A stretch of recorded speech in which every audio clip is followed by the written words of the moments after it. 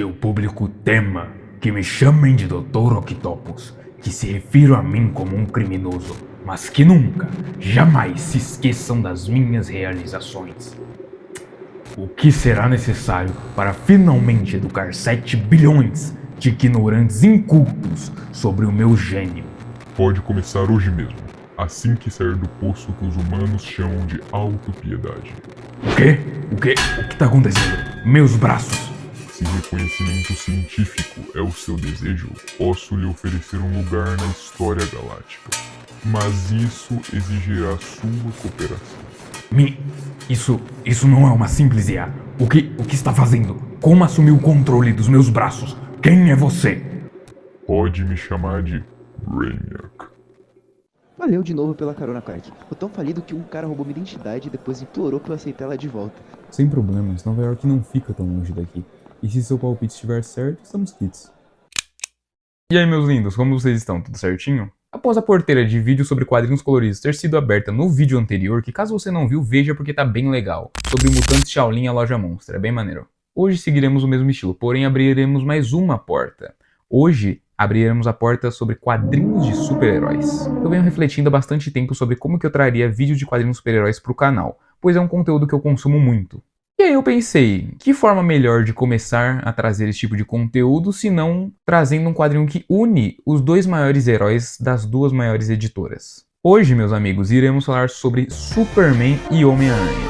Esse quadrinho está sendo publicado aqui no Brasil pela Panini nesse ano de 2026. E ainda vai ter a segunda parte, entre aspas, na verdade, porque não seria necessariamente uma continuação. Que seria o Homem-Aranha e Superman, assim como teve anteriormente Deadpool e Batman e Deadpool. É um quadrinho que vem naqueles formatos de quadrinho mensal mesmo, sabe? Capa cartão, com grampinho preso. Não temos muito o que falar sobre a qualidade da edição em si. Mas temos muito o que falar sobre a qualidade do conteúdo que vem aqui dentro desse gibizinho. Eu fiquei muito feliz com o lançamento desse quadrinho, porque esse ano faz 50 anos desde o primeiro encontro entre esses dois personagens. E esse reencontro está sendo republicado atualmente pela Panini também neste ano. Nessa primeira história, nós temos os dois heróis se enfrentando, mas claro, como são duas empresas concorrentes, nenhum dos dois pode perder, não é mesmo? Então os dois heróis se enfrentam e no final eles se unem para vencer uma ameaça maior, que nesse caso seria o Lex Luthor e o Dr. Octopus. O Dr. Octopus esse que na introdução vocês conseguiram perceber que ele também retorna, não é mesmo? Nessa nova edição nós temos 8 histórias, onde eu vou separar um pouquinho de tempo para comentar e falar sobre cada uma delas, então segura a ansiedade. Então pega um salgadinho, uma pipoca pra gente dar uma olhadinha em Superman e Homem-Aranha, o nosso encontro do milênio. A nossa primeira história, e a principal, é escrita por Mark Waid e desenhada brilhantemente por Jorge Jimenez. É sério, pessoal, eu amo o traço desse cara e o Superman dele é uma das coisas mais incríveis ao meu ver. Ele tem um traço leve, mas com sombras fortes e cores mais fortes ainda. Ele dá muita vida aos personagens, o cara é um gênio, olha só essas páginas duplas. Esse gibi ele passa uma vibe bem heroísmo clássico, sabe? Bem gibizão mesmo, assim. A aventura da semana, por exemplo. Essa primeira história é basicamente o Dr. Octopus se juntando com o Brainiac. E o Peter e o Clark enfrentando os dois e vencendo. Dando uma lição de moral no final à la He-Man. E é isso, e tá tudo bem, nem tudo precisa ser grandioso e gigantesco. É uma história levezinha e gostosinha de ler. É muito divertido ver esses dois heróis trabalhando juntos e sendo respeitados. Nada de Peter sendo rebaixado, nada de Clark sendo esnobado. Definitivamente não, todos eles são perfeitamente respeitados e bem tratados aqui. Tendo até uma página de referência pra cada um. É muito gostosinho de ler. É definitivamente algo pra você ler e dar um sorrisinho a cada página que você vira. Mas calma, essa é só a primeira história, temos mais 7 por vir. Então vamos agora diminuir esse número pra 6. A próxima, por exemplo, é da MJ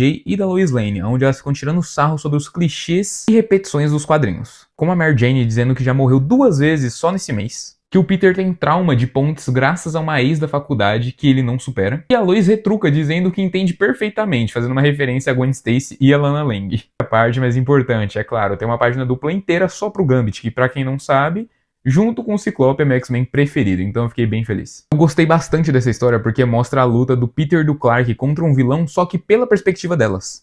E elas duas até comentam entre si que é muito bom ter alguém em algum lugar passando pela mesma coisa que elas. E eu achei muito bonitinho. Eu achei muito fofo, porque por mais que diferentes, elas acabam realizando o mesmo papel, que são mulheres fortes, servindo de apoio pro protagonista. Foi muito bonitinho, de verdade. Tem até elas fazendo ciúmes no Clark e no Peter, dizendo que o Gambit é muito legal e bonito. O que não tá errado, né? Convenhamos. Meu mano Gambit, filho, não tem jeito. Mas retomando, é muito legal, porque elas realmente fazem o mesmo papel, só que cada um em um universo. Elas são responsáveis por cuidar dos nossos garotos de colã azul e vermelho. A próxima história é do Superboy primordial junto com o Aranha Simbionte. Eu achei bem mais ou menos. É só o Superboy fazendo um monte de referência e quebrando a quarta parede. Pra você que não conhece, o Superboy Prime, ele vem da Terra Prime da DC. É uma representação do nosso mundo real. Não é necessariamente o nosso mundo, mas é uma representação dele, onde não existe super-heróis. E cada super-herói é basicamente uma revista em quadrinho mesmo. E ele é o único nessa terra que tem superpoderes. Um deles, inclusive, que eu acho bem legal, é atravessar dimensões no murro. Isso é muito maneiro. Mas ele fica lá, jogando um monte de referência pra cima do Homem-Aranha, dizendo que com grandes poderes vem grandes responsabilidades, que lia os quadrinhos dele quando era criança, que é muito fã do Peter e etc. Quem conhece a Gwenpool, eu acho que é uma comparação válida, por mais que eu ainda prefira a Gwenpool. Mas é basicamente a mesma coisa. Essa história é só uma chuva de referência e acaba não levando a lugar nenhum. Eu, sinceramente, não curti tanto. A próxima história tem a participação do Aranha 2099 e do Superboy. Dessa vez não Superboy Prime, apenas Superboy.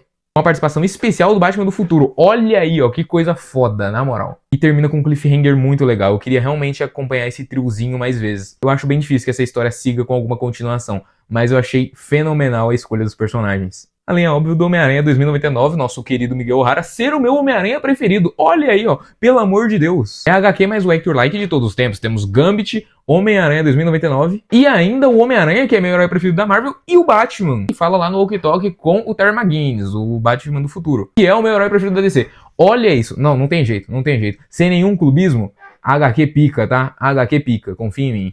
Mas seguindo, a próxima é Jimmy Olsen e Carnificina, uma combinação minimamente curiosa, pra dizer o mínimo. E ela já começa com uma piada impagável, dizendo que o JJ, o chefe do Peter Parker, é estranhamente parecido fisicamente com o Perry White, que é o chefe tanto do Jimmy Olsen, tanto do Clark Kent, mas nada que gere uma ação judicial. Eu realmente achei essa piada genial. Eu não sei como essa piada passou pela diretoria da Marvel. Porque é basicamente a DC falando que a Marvel copiou lá na cara dura, mas nada que gere um processinho.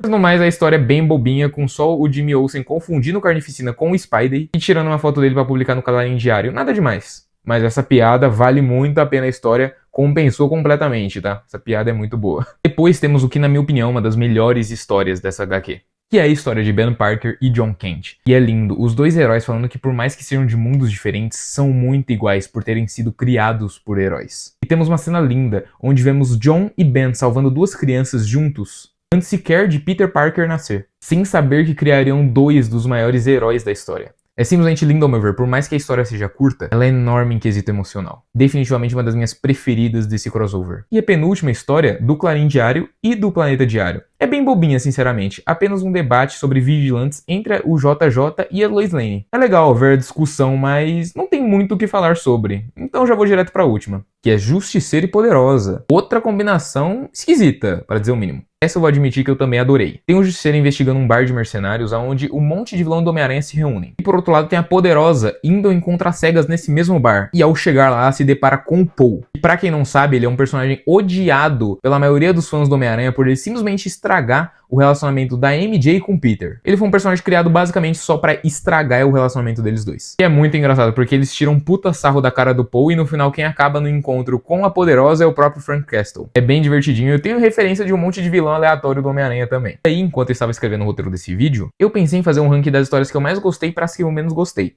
E a listinha seria basicamente essa. Em primeiro lugar, Lois Lane e Mary Jane. Em segundo lugar, Jonathan Kent e Ben Parker. Em terceiro lugar, Superboy e Homem-Aranha 2099. Em quarto lugar, Poderosa e Justiceiro. Em quinto lugar, Jimmy Olsen e Carnificina, só pela piada do processo. Em sexto lugar, Planeta Diário e Clarim Diário. E por último, Superboy, Primordial e o espetacular Homem-Aranha. Essa última realmente não me agradou muito, é só uma chuva de papagaiada, pra ser bem sincero. Caso vocês peguem pra ler, vocês vão perceber que realmente essa história ela não agrega em nada e não faz falta nenhuma.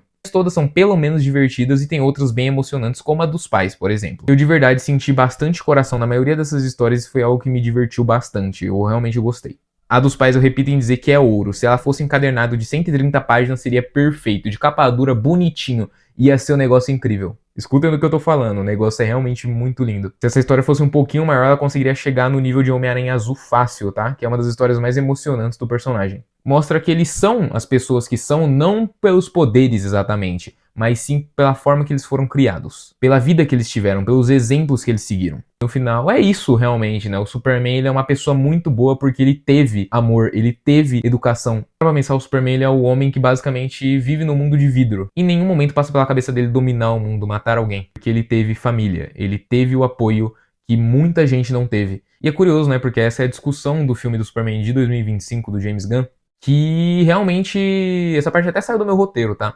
Mas é porque realmente é algo que eu gosto de falar sobre, porque é curioso o quão virou legal, virou cool, né, ser uma pessoa maldosa, ser uma pessoa pau no cu mesmo. E quando elas veem uma pessoa igual ao Superman, elas tendem a achar que é alguém chato, que é um super-herói chato, porque ele é perfeito demais, porque ele é bonzinho demais. E as pessoas gostam mais do diferentão, né? Tipo, o próprio Batman, que é um dos meus heróis preferidos, tá?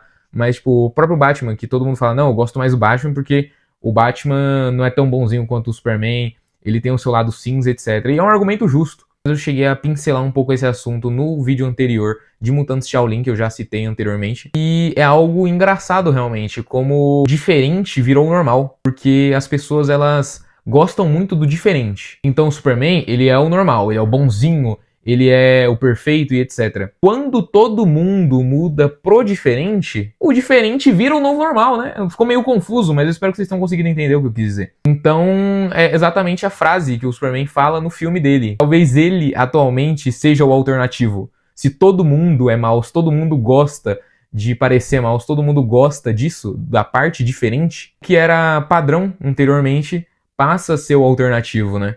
Então, hoje, o Superman que era a cultura, a linha da cultura, hoje ele vira basicamente o contra-cultura, né? Porque é isso, né?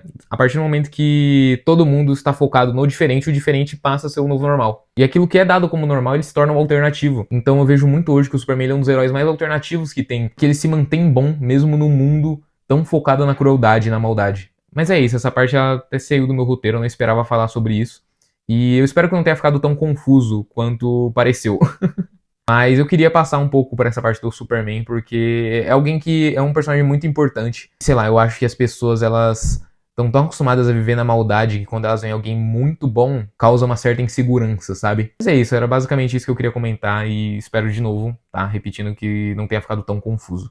Não deixem de gostar do Superman porque ele é bom demais. Isso é o que faz ele ser tão grandioso. Faz ele ser o herói dos heróis, né? Dito isso, Superman e Homem-Aranha é um reencontro esperadíssimo, tá? Não só por mim, mas por todo mundo, eu acho. Os dois heróis que vestem azul e vermelho se reencontrando novamente depois de 50 anos é realmente um evento, né? Dois grandes personagens em uma história com um coração tão grande quanto. Eu simplesmente adorei. Lembrando, tá? Caso você queira comprar esse quadrinho, tanto o crossover original, tanto Batman e Deadpool, Deadpool e Batman, etc., tem aqui embaixo o meu link de afiliado do Mercado Livre, para que uma parte do seu suado dinheirinho, em vez de ir para os cofres podres das multinacionais, venha pro pobre bolso do homem que vos fala, tá bom? E você não gasta nenhum centavo a mais por isso. Caso você tenha gostado, não se esqueça de se inscrever e deixar o like, tá bom? E você, vai ler esse quadrinho? Já leu? Gostou? Leu o antigo? Vai ler?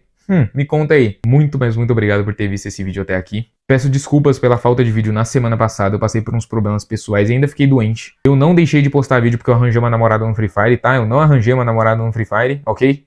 E é, rapaziada, mano, só vim passar aqui pra falar pra vocês que eu não tô mais fazendo TikTok porque eu arrumei uma namorada no Free Fire. Mas eram só coisas pessoais mesmo e no final tudo vai dar certo. Sempre dá, né, no final das contas. E como de costume, tá aqui o desenho desse vídeo, tá bom? Fiz os dois, não tem jeito, tinha que ser. Não tinha outra escolha de desenho, né?